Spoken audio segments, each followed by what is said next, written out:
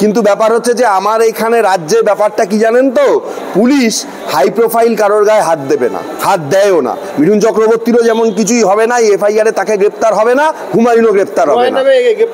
18খানা FIR হয়েছে, 18খানা FIR হয়েছে, গ্রেপ্তার হয়নি, মিঠুন চক্রবর্তীও হবে না। কিন্তু পার্থক্যটা এই যে ওদের নামে গেলেই এফআইআর হয়, কিন্তু যখন ফিরহাদ হাকিম বলেন তাদের নামে গেলেই এফআইআর হয় না, ইমেলের মাধ্যমে করতে হয়, তাও সেটা অ্যাকসেপ্ট হয় না, কোর্ট থেকে করতে হয়। এইটাই হলো রাজনীতিতে রাঙিয়ে দেওয়ার জায়গা। এই জায়গাগুলো বন্ধ না করতে পারলে, তৃণমূলের এই চিটিংবাজিটা বন্ধ না করতে পারলে, তৃণমূলেরও ভাগ্যে অনেক খারাপ যায় দিন অপেক্ষা করে রয়েছে বলে মনে করি আমি। আর বাংলায় কোনো অশান্তি, কোনো গণ্ডগোল হোক, এটা আমরা চাই না। এখানে হিন্দু মুসলিম ভাই ভাই সবাই একসাথে থাকি। কিন্তু যে বা যারা এই উস্কানিগুলো করার চেষ্টা করেন, আমি মনে করি রাজনৈতিকভাবে তারাও এই বাংলায় থাকার অযোগ্য। এবার বিরোধী দলনেতা বলেছেন, তিনি তার পার্টি স্ট্যান্ড পয়েন্ট থেকে বলেছেন, আমি তার সঙ্গে একমত নই। তার কারণ হচ্ছে যে এই রাজ্যর বহু হিন্দুদের হয়েও কাজ করেছে, বড় বড় উৎসবের সময় মুখ্যমন্ত্রী অনেক কিছু করেছেন, দুর্গাপুজো, কালী পুজো, মানুষকে তিনি অনেক হেল্পও করেছেন। এই সরকার বিভিন্ন ভাতাগুলো দিয়েছে এবং যাতে সবার মুখে হাসি ফোটে বিভিন্ন কাজ করেছেন। সুতরাং কিছু করেনি এটা আমি বলতে পারবো না। ভোটের ব্যাপারটা আমি বলতে পারবো না, ভোটের বিষয়টা যারা রাজনীতি করেন তারা চিন্তা করবেন। মুখ্যমন্ত্রী যে মহিলাদের খেয়াল করেন এটা আপনি বলছেন, সেটা হচ্ছে ক্ষেত্র বিশেষে। ওনার দল যারা করে, ওনার সঙ্গে যারা থাকে, যারা ওনার হ্যাঁতে হ্যাঁ নাতে না বলে, সেটা উনি করেন। আর আপনি যে কথাটা বলছেন ভাতা, ওটা হচ্ছে পাইয়ে দেওয়ার রাজনীতি, ওটা দিয়ে ওনার ভোট তুলতে সুবিধা হয়। এমনও জায়গা আছে 3 মাস 4 মাস ধরে ভাতা বন্ধ, জাস্ট ভোটের মুখে ভাতাটা ছেড়ে ভোট তোলার কাজও হয়েছে, সেটা লোকসভা ভোটের আগেও হয়েছে, আমার কাছে তার প্রমাণও রয়েছে। আবাস যোজনায় ও এরকম ঘটনা যে ভোটের মুখে কয়েকজনকে বাড়ি টাড়ি দিয়ে সেখান থেকে ভোটগুলো ওনারা তুলে এনেছেন। আর সবথেকে বড় ব্যাপার হচ্ছে যে সত্যি লজ্জার বিষয়, কলকাতার মেয়র, যে মেয়রের চেয়ারে একদিন দেশপ্রেমিক সুভাষচন্দ্র বসু বসেছিলেন, সেই মেয়রের চেয়ারে ফিরহাদ হাকিমের মতন একজন ব্যক্তিত্ব তিনি বসেছেন, যিনি কয়েকদিন আগে জাতিগত দাঙ্গা বাঁধানোর চেষ্টা করেছিলেন এবং হিন্দু মুসলমানের মধ্যে বাজে কমেন্ট করেছিলেন। পরবর্তীকালে তিনি ক্ষমা চান। আজকে আবার দেখা গেল কয়েকদিন আগে তিনি রেখা পাত্রকে নিয়ে সেখানে তিনি একটা বাজে শব্দ ব্যবহার করেছেন। আসল ব্যাপারটা হচ্ছে ওনাদের দলের যা এখন অবস্থা, তাতে নিজেকে প্রতিষ্ঠিত করতে গেলে অন্যকে এরকম আজে বাজে কথা না বললে মানুষ আর দাম দিচ্ছে না। এবং মুখ্যমন্ত্রীও তো ধর্ষণের ঘটনাকে ছোট ঘটনা, তাহলে ধর্ষণে সেখানে তো মহিলারাই ইনভলভ থাকেন, সেই ঘটনাকে ছোট ঘটনা, ভুল করে ফেলেছে, এর আগে বহু কিছু বলেছেন।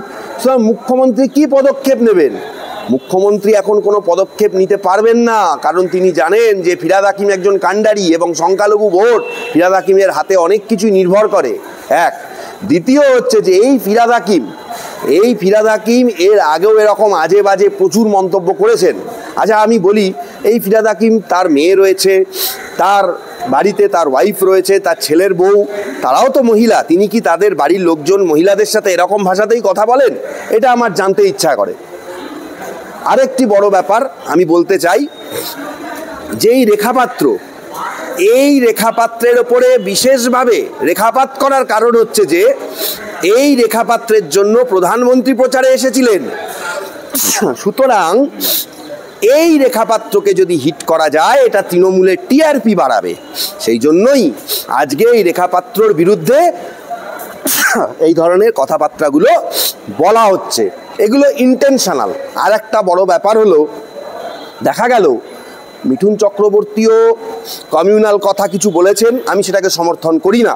তার নামে এফআইআর হলো পুলিশ যাওয়ার সাথে সাথে, পুলিশে থানায় যাওয়ার সাথে সাথে। অথচ এই দেখা গেল যে যখন সঞ্জয় পয়রা, উনি একজন বিজেপির সমর্থক, তিনি যখন গেলেন থানায় এর নামে এফআইআর করতে, ফিরহাদের নামে এফআইআর করতে, ফিরহাদ হাকিমের নামে, পুলিশ কিন্তু এফআইআর নিল না। সুতরাং বলা যেতে পারে কতটা পদলেহন নেতাদের করে চলে এই রাজ্যের পুলিশ যে সেখানে কলকাতার মেয়র সম্বন্ধে কোনো এফআইআর বা কোনো অভিযোগ পুলিশ নিতে অস্বীকার করে। পরে মেলের মাধ্যমে যদিও এফআইআর হয়েছে এবং শোনা যাচ্ছে জাতীয় মহিলা কমিশন স্বতঃপ্রণোদিতভাবে এই ক্যালকাটা হাইকোর্টে মামলাও ফাইল করেছে এই বিষয়ে, কারণ এটা মহিলাদের চূড়ান্ত অসম্মান।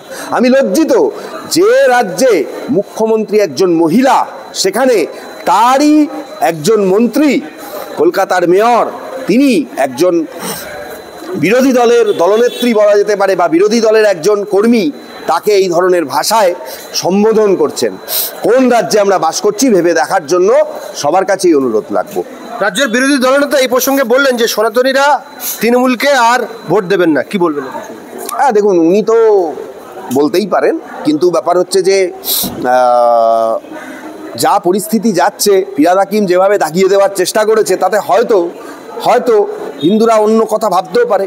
কারণ কয়েকদিন আগেই তিনি কিন্তু খুব গ্ল্যাডলি তিনি কিন্তু ওই একটা মৌলানাদের যে একটা অনুষ্ঠান ছিল সেখানে তিনি বলেছিলেন, এবং আমি আজও বলছি এই কথাটা, আমি চ্যালেঞ্জ করে বলছি, তিনি তার অভিযোগ তুলে নিয়েছিলেন, পরবর্তীকালে বলেছিলেন ভুল হয়েছে। কোথায় বসে? বিধানসভায় বসে মাথা নিচু করে। আজও সেই সভায় সেই জায়গায় তার এই কথাটা বলার ক্ষমতা নেই। বললে 1 ঘন্টার মধ্যে তাকে কমিউনিটি থেকে বার করে দেওয়া হবে। আমি চ্যালেঞ্জ করে দেখিয়ে দিতে পারি এটা। আর উনি যেটা বলছেন বিরোধী দলনেতা, আমি সেটাকে 100% সমর্থন হয়তো করতে পারছি না, কিন্তু উনি হয়তো মিথ্যা কথা বলছেন না।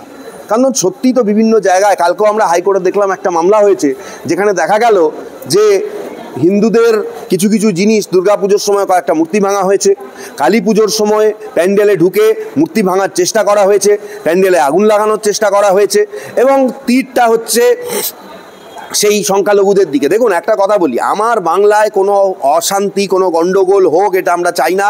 এখানে হিন্দু মুসলিম ভাই ভাই সবাই একসাথে থাকি, কিন্তু যে বা যারা এই উস্কানিগুলো করার চেষ্টা করেন, আমি মনে করি রাজনৈতিকভাবে তারাও এই বাংলায় থাকার অযোগ্য। এবার বিরোধী দলনেতা বলেছেন, তিনি তার পার্টি স্ট্যান্ড পয়েন্ট থেকে বলেছেন, আমি তার সঙ্গে একমত নই।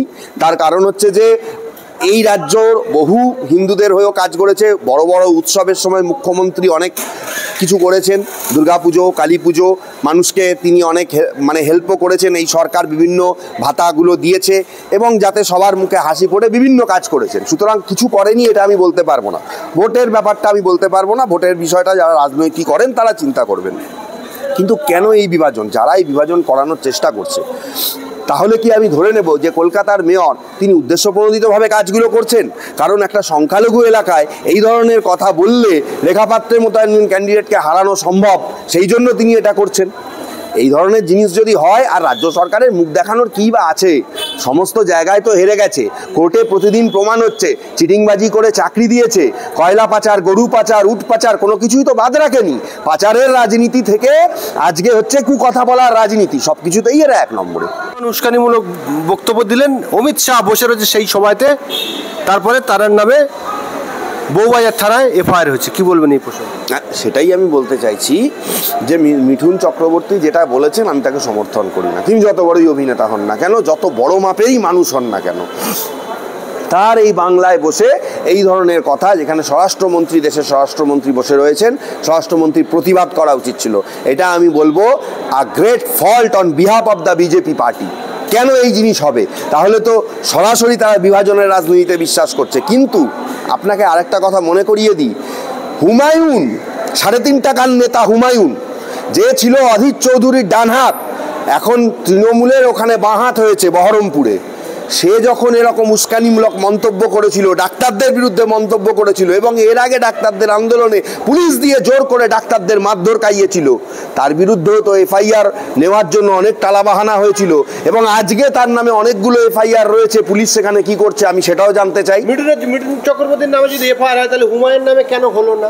হুমায়ুনের নামেও হয়েছে, কিন্তু ব্যাপার হচ্ছে যে আমার এইখানে রাজ্যে ব্যাপারটা কি জানেন তো, পুলিশ হাই প্রোফাইল কারোর গায়ে হাত দেবে না, হাত দেয়ও না। মিঠুন চক্রবর্তীরও যেমন কিছুই হবে না, এফআইআরে তাকে গ্রেপ্তার হবে না, হুমায়ুনও গ্রেপ্তার হবে না। 18খানা এফআইআর হয়েছে, 18খানা এফআইআর হয়েছে, গ্রেপ্তার হয়নি, মিঠুন চক্রবর্তীও হবে না। কিন্তু পার্থক্যটা এই যে ওদের নামে গেলেই এফআইআর হয়, কিন্তু যখন ফিরহাদ হাকিম বলেন তাদের নামে গেলেই এফআইআর হয় না, ইমেলের মাধ্যমে করতে হয়, তাও সেটা অ্যাকসেপ্ট হয় না, কোর্ট থেকে করতে হয়। এইটাই হলো রাজনীতিতে রাঙিয়ে দেওয়ার জায়গা। এই জায়গাগুলো বন্ধ না করতে পারলে, তৃণমূলের এই চিটিংবাজিটা বন্ধ না করতে পারলে তৃণমূলেরও ভাগ্যে অনেক খারাপ দিন অপেক্ষা করে রয়েছে বলে মনে করি আমি।